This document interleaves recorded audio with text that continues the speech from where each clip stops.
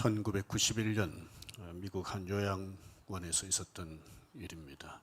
80여 명의 노인들 상당수가 치매를 앓고 있었습니다.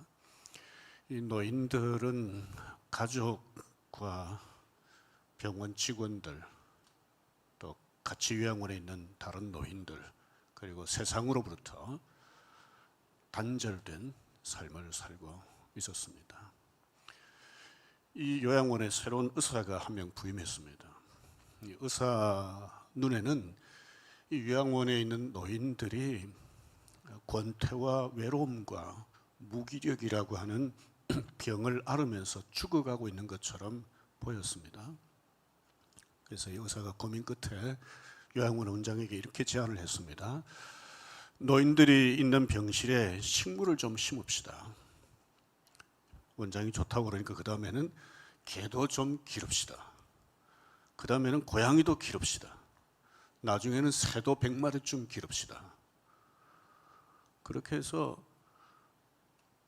이 요양원 안에 갑자기 식물들이 여기저기 이제 심어지고 개 2마리, 고양이 4마리, 앵무새가 100마리가 막 돌아다니기 시작한 거예요. 그러니까 이 노인들이 그 돌아다니는 새들을 보면서 배꼽을 잡고 웃고, 계속 방 안에만 있던 노인들 중에는 개하고 좀 산책을 하고 싶다고, 그렇게 해서 산책하는 노인들이 생기고, 갑자기 요양원 분위기가 바뀌어진 거예요. 생명의 기운이 돌고 웃음이 막 여기저기서 이제 터져 나오고, 말하자면 행복한 그런 모습이 요양원 안에 이렇게 보이기 시작을 했습니다. 사망률이 이전에 비해서 15%나 떨어졌고, 약물을 위해서 사용하는 비용이 비슷한 수준에 다른 요양원들에 비해서 한 50% 정도 떨어졌습니다. 이 소문이 나니까 주변에 많은 학자들이 이 요양원에 몰려들었습니다. 이 요양원이 왜 이렇게 됐을까? 왜 이렇게 됐습니까? 새로운 의사 한 명이 식물을 심읍시다, 개 기릅시다, 고양이 기릅시다, 새들을 100마리나 기릅시다, 이렇게 했을 때 원장이나 직원들이 당신이 뭔데 이런 제안을 하냐, 이렇게 하면 우리 일거리만 늘어난다, 그렇게 하면서 거절했다면 이런 일이 생겼겠습니까? 의사와 요양원장과 직원들이 노인들을 위해서 한 마음으로 뭐 좋은 일을 해보자 이렇게 뭉쳤기 때문에 이런 일이 생기지 않았겠습니까? 행복한 공동체를 들여다보면 나름대로 이유가 있습니다. 행복한 부부도 나름대로 이유가 있고요. 가정도 그렇고, 뭐 이 세상에 보면 크고 작은 뭐 공동체들이 있잖아요. 행복한 공동체는 나름대로 다 이유가 있습니다. 저절로 행복해지질 않습니다. 이스라엘 백성도 큰 공동체잖아요. 약 한 200만 명쯤 되는 공동체인데, 이 이스라엘 백성 공동체도 저절로 행복할 수가 없습니다. 행복하려면 뭘 해야 돼요? 그게 뭔지를 지난주에 읽었던 1장 8절을 보면 알 수 있습니다. 같이 읽겠습니다. 이 율법책을 내 입에서 떠나지 말게 하며 주야로 그것을 묵상하여 그 안에 기록된 대로 다 지켜 행하라. 그리하면 내 길이 평탄하게 될 것이며 내가 형통하리라. 여호와께서 여호수아에게 하신 말씀인데, 이 말씀은 이스라엘 백성 공동체 전체에게 적용될 수 있습니다. 하나님 말씀 순종하면 형통하게 된다. 하나님이 은혜를 주신다. 다르게 표현하면 행복하게 된다는 뜻이죠. 저절로 행복해지지 않습니다. 하나님 말씀 순종할 때 행복해질 수 있습니다. 그런데 하나님 말씀을 아무나 순종하지 않습니다. 누가 하나님 말씀 순종합니까? 하나님을 사랑하며 두려워하는 사람입니다. 레임덕이라는 표현을 쓰잖아요. 대통령 임기가 얼마 남지 않았을 때 대통령이 무슨 말을 해도 먹혀들질 않습니다. 자연히 국정 수행에 차질이 생기죠. 이러면 대통령이 레임덕에 빠졌다 이렇게 표현합니다. 왜 레임덕이 생깁니까? 대통령 권력이 막강할 때는 모두들 대통령 말을 잘 듣습니다. 대통령을 겁내기 때문이죠. 임기 얼마 남지 않았을 때는 대통령 별로 두려워하지 않습니다. 그러니까 대통령 말을 잘 안 듣는 거죠. 그리스도인들은 하나님을 믿지 않습니까? 하나님이 계시다고 고백하고 주여 주여 이렇게 주님을 부르면서 기도도 하고 찬송도 합니다. 그런데 하나님을 두려워하지 않으면 하나님 말씀을 순종하지 않습니다. 순종하지 않으면 하나님이 주시는 복을 누릴 수가 없습니다. 행복할 수가 없습니다.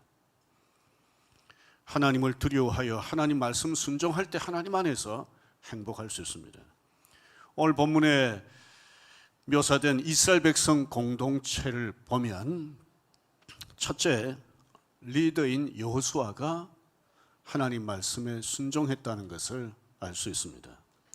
하나님이 이스라엘 지도자로 여호수아 앞서 모세를 세우셨을 때 모세에 대해서 우리가 좀 아는 게 있지 않습니까? 출애굽기에 보면 하나님이 모세를 하나님의 백성 이스라엘의 지도자로 부르셨을 때 어떻게 반응했습니까? 3장 11절을 보십시다.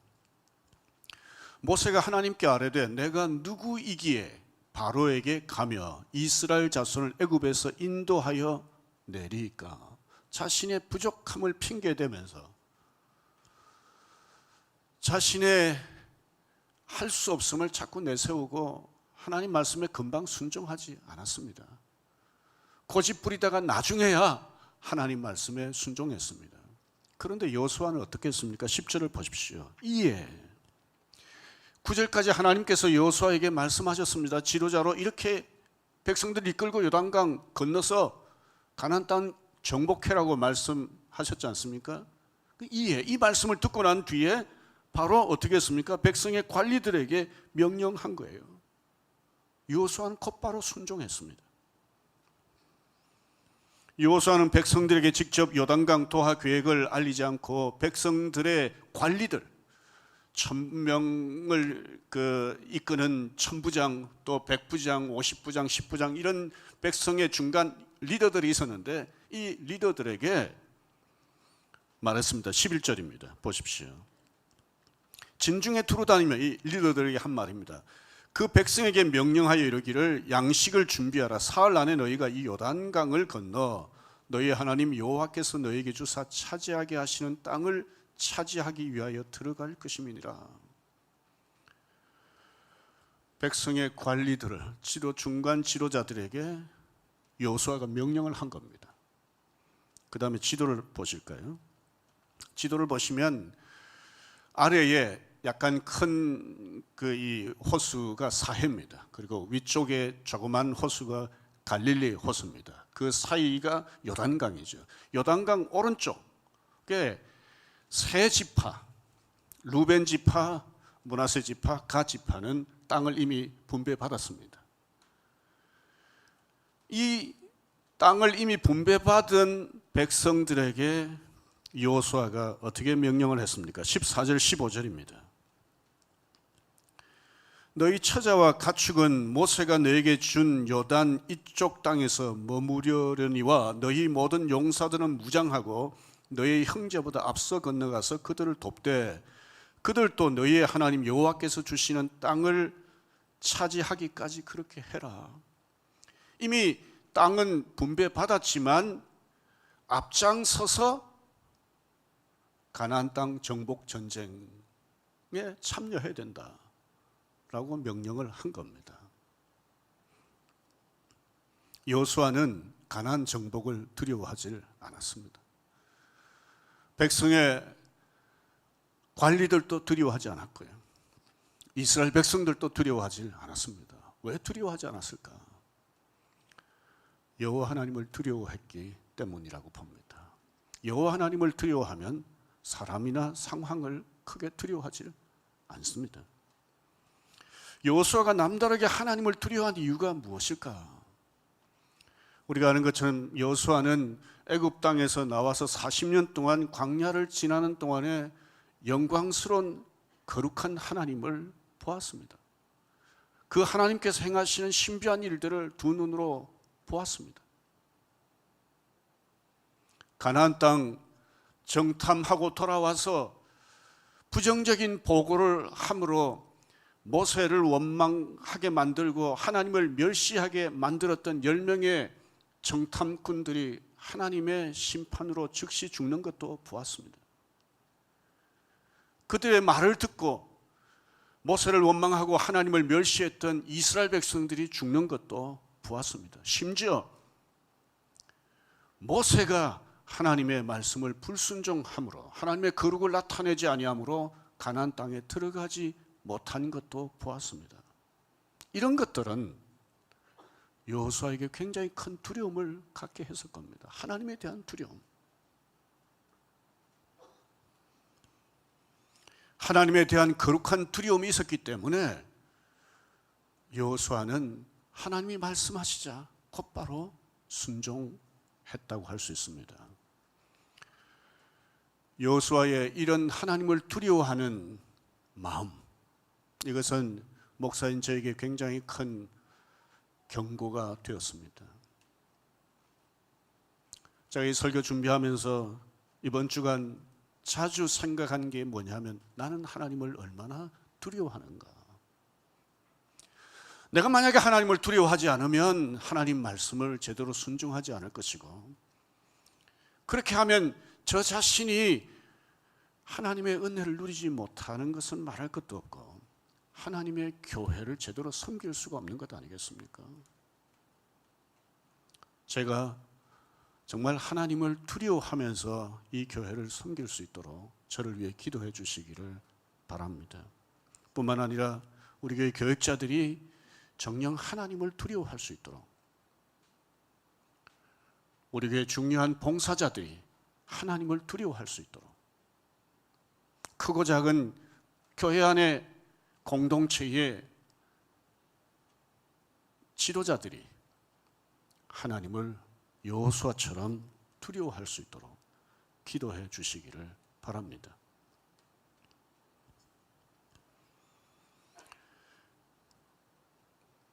오늘 이 본문에 묘사된 이스라엘 백성 공동체를 보면 두 번째, 백성들이 하나님께서 세우신 리더인 여호수아에게 순종하는 것을 보게 됩니다. 이스라엘 백성의 리더들은 여호수아의 말에 딴지를 걸지 않았습니다. 여호수아를 하나님이 세우신 지도자로 인정했다는 말이죠. 하나님을 두려워했기 때문 아니겠습니까? 이미 땅을 분배받은 세 지파 사람들은 이렇게 말했습니다. 16절입니다. 그들이 여호수아에게 대답하여 이르되 당신이 우리에게 명령하신 것은 우리가 다 행할 것이요 당신이 우리를 보내시는 곳에는 우리가 가리이다. 그리고 17절 같이 읽겠습니다. 우리는 범사에 모세에게 순종한 것 같이 당신에게 순종하려니와. 모세가 살았을 때 순종한 것처럼 당신에게 순종하겠다. 또 이 말 속에는 모세에게 우리가 약속했습니다. 이미 땅을 분배받았지만 가나안 정복 전쟁할 때는 우리가 앞장서겠습니다 했는데 그 약속 그대로 지키겠다는 것이죠. 왜 이렇게 했을까요? 하나님을 두려워했기 때문일 것입니다.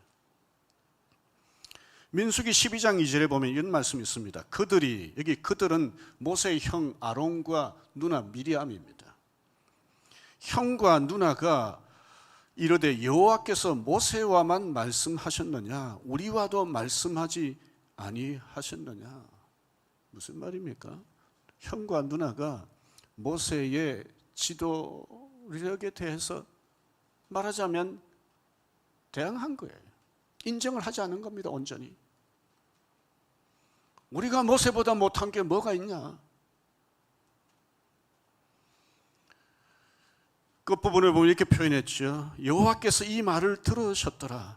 그래서 하나님이 미리암을 치셨습니다. 그래서 한동안 나병으로 고생을 했습니다. 그런데 이번에는 미리암과 아론 같은 인물이 등장하지 않았어요. 가능성이 있는 인물이라면 누구겠습니까? 갈렙입니다. 갈렙은 여호수아와 함께 가나안 땅 정탐하고 돌아와서 믿음으로 보고했던 인물이잖아요. 이 갈렙이 여호수아만 뭐 과거에 이렇게 했냐, 나도 이렇게 했다, 이렇게 하면서 여호수아의 리더십을 인정하지 않고 딴지를 걸 수도 있었지 않았겠어요? 여호수아를 무시할 수도 있지 않았겠어요? 그런데 갈렙이 그렇게 하질 않았습니다. 왜 이렇게 했을까요? 여호와를 두려워했기 때문 아니겠습니까? 약 40년 전에 이스라엘 백성을 향해서 모세가 우리 하나님이 약속하신 땅으로 가자고 그랬을 때 이스라엘 백성들이 모세에게 이렇게 요청했습니다. 우리가 미리 땅을 좀 정탐을 해봅시다. 그렇게 해서 모세가 12명의 정탐꾼을 그때 보냈습니다. 그런데 이번에는 그렇게 하질 않았습니다. 여호수아에게 우리 가나안 땅 건너가기 전에 우리 정탐꾼 좀 보냅시다. 왜 그런 말을 하지 않았을까요? 아는 거죠. 40년 전에, 약 40년 전에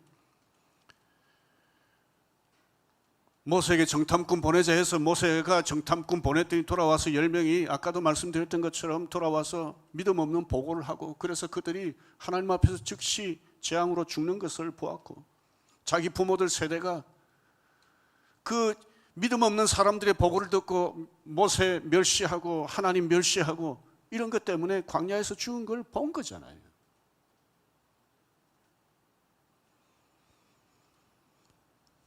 제가 이스라엘 백성이 약 한 200만 명이라고 가정을 하고 20세 이상의 어른들이 약 반쯤이라고 가정을 하고 계산을 해봤습니다. 40년 동안에 하루에 몇 명씩 죽었을까? 약 68명이 죽었더라고요.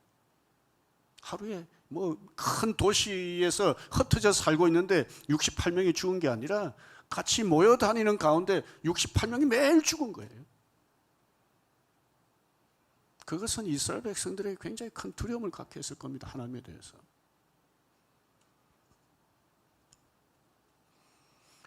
그래서 하나님에 대한 두려움은 이전과는 다른 하나님에 대한 태도를 갖게 하고 그것이 순종으로 나타날 수 있는 것이죠.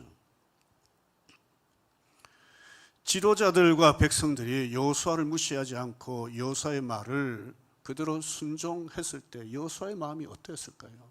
야, 이 사람들이 내 말 잘 듣는구나 그러면서 교만해졌을까요? 저는 그건 아니라고 봐요. 하나님께서 모세와 함께 하시듯이 나와 함께 하겠다고 하셨는데 정말 하나님 나와 함께 하시는구나. 하나님의 말씀을 순종하며 형통하게 하시겠다고 그랬는데 정말 형통하게 하시는구나 라고 하는 것을 생각하면서 하나님 앞에 감사했을 겁니다. 우리가 신앙생활하면서 하나님이 하시는 일이라고 하는 걸 느낄 때가 있잖아요. 아, 이건 하나님이 하시는 일이다. 또 우리가 기도할 때 하나님께서 응답하시는 경우 어떤 때는 두려움을 느낄 때가 있습니다. 여호수아도 저는 이때 그랬을 거라고 봐요. 이스라엘 백성들이 하나님의 말씀을 전하고 그대로 요단강 건너가서 가나안 적봉 전쟁에 대해서 말하니까 다들 한결같이 그대로 하겠다고, 순종하겠다고. 그래서 여호수아는 하나님에 대한 더 큰 두려움을 가지고 지도자 노릇을 해야 되겠다 결심했을 것이라고 봅니다. 저는 30대 중반에 우리 교회 담임 목사가 됐습니다. 아버님 같은 분, 어머님 같은 분들이 저를 목사로 귀하게 여겨주시고 정중하게 대주셨습니다. 큰 형님, 큰 누님 같은 이런 분들이 제가 단지 담임 목사라고 하는 이유 때문에 저를 남다르게 대해 주셨습니다. 그래서 제가 처음으로 이 교회에서 담임 목사로 봉사를 시작해서 이제 몇 년 뒤에는 이 교회 담임 목사로 은퇴를 하게 됩니다. 일부 예배 마치고 나서 몇 사람들이 집사람이 왜 자꾸 은퇴 얘기를 지난주부터 하냐라고 이제 얘기를 하더래요. 뭐 제가 은퇴 얘기를 안 한다고 해서 은퇴 얘기를 안 할 건, 은퇴를 안 할 건 아니잖아요. 제가 어떻게 보면 참 약점이 많은 사람임에도 불구하고 남다른 복을 누리게 된 것은 하나님의 은혜입니다. 또 우리 성도님들이 하나님을 사랑하고 하나님을 두려워해서 저를 귀하게 여겨주셨기 때문입니다. 교역자를 회사 직원처럼 대하는 교회들이 있습니다. 목사와 장로가 끊임없이 갈등하고 다투는 교회들도 있습니다. 교인들이 그런 것을 보면서 비판하지요. 그런데 그 사람들이 나중에 또 교회 리더들이 되면 또 반복해서 그 일을 합니다. 그걸 보고 자라난 자녀들도 비슷하게 닮아갑니다. 그래서 이 교회의 이런 잘못된 이런 갈등, 다툼들이 하나님을 어떻게 보면 노엽게 할 만한 이런 갈등과 다툼들이 마치 문화처럼 전통처럼 계속 이어져 가는 교회들이 있습니다. 이게 잘 안 바뀌어져요.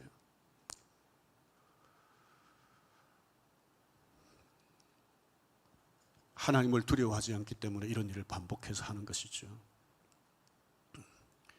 교육자들이 누구보다도 성도들을 귀하게 여기고 하나님을 두려워해야 합니다. 성도들은 하나님을 두려워하면서 하나님이 세우신 교육자들을 귀하게 여겨 주시기를 바랍니다.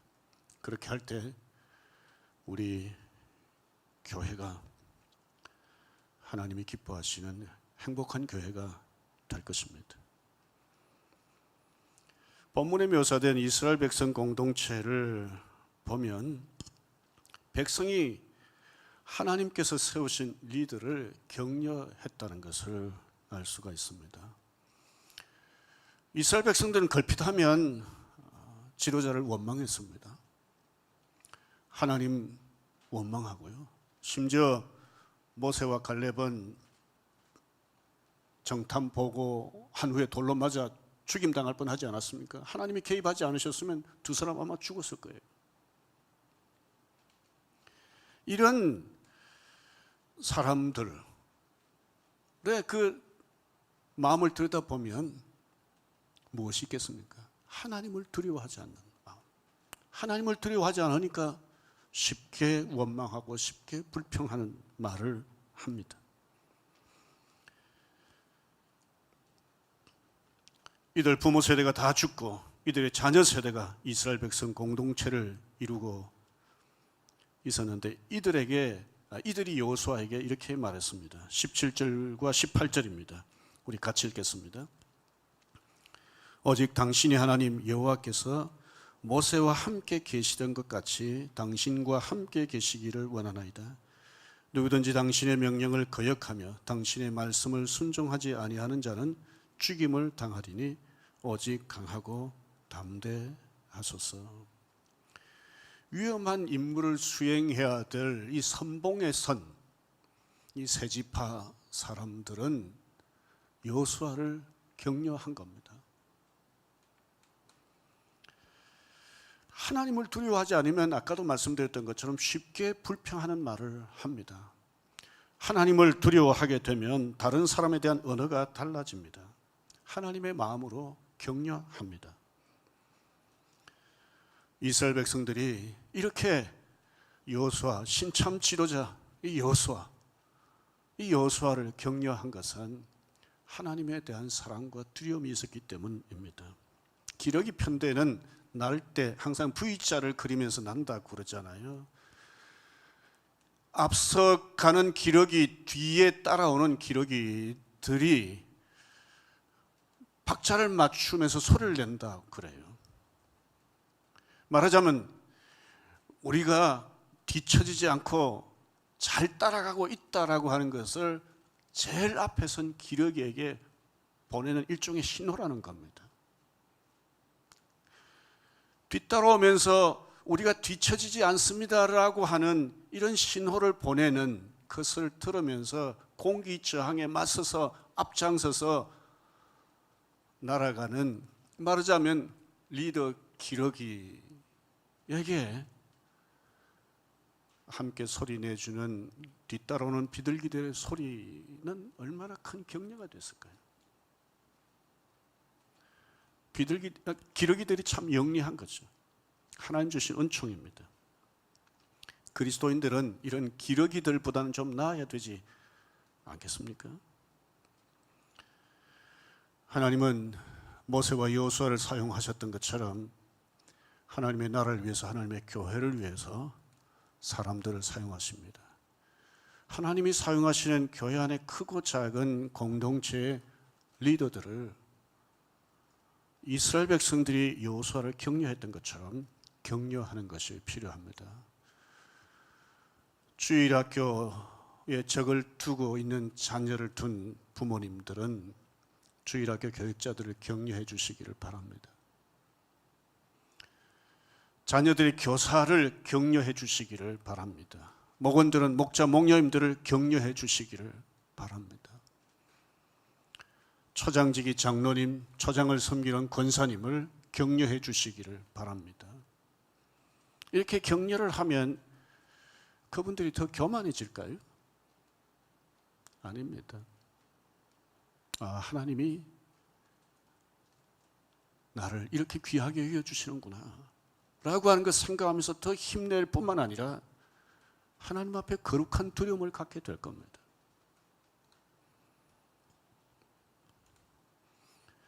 죄 뒤를 이어 섬길 새로운 담임 목사가 이 교회에 섬기게 될 때 여러분들 특별히 그 담임 목사를 잘 격려해 주시기를 바랍니다. 그러면 더 하나님을 두려워하면서 힘내어 하나님의 교회를 섬기게 될 것이고 우리 빛소음교회는 더 행복한 교회가 될 것입니다. 세상 사람들은 하나님을 두려워하지 않습니다. 당연하지요. 그런데 하나님을 믿는다고 하는 그리스도인들 가운데도 하나님을 두려워하지 않는 사람들이 있습니다. 오늘처럼 예배도 드리고 기도도 하고 찬송도 하고 하나님의 말씀도 열심히 읽고 듣고 그렇게 하지만 하나님을 두려워하지 않는 사람들이 있습니다. 하나님은 사랑이십니다. 하나님은 우리의 아버지십니다. 우리는 그분의 사랑받는 자녀입니다. 하지만 하나님은 거룩하신 분입니다. 영광스러운 분입니다. 이런 하나님을 우리는 두려워해야 합니다. 하나님을 두려워해야 우리의 마음이 좀 달라집니다. 우리의 말이 달라집니다. 태도가 달라집니다.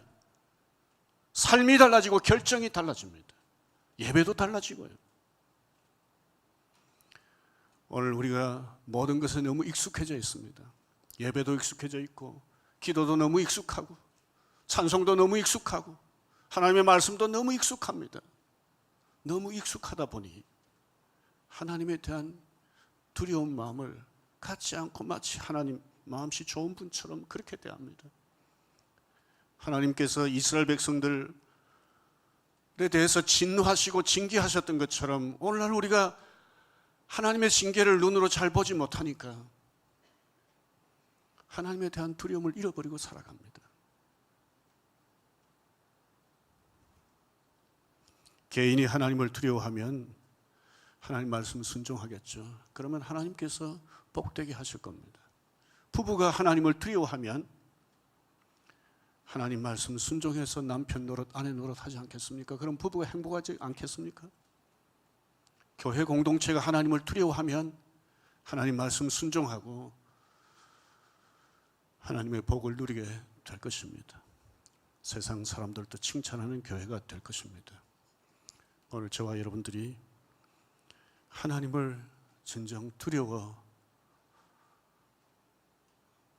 하나님 말씀 순종하십시다. 그렇게 해서 우리 자신도 하나님 안에서 복되고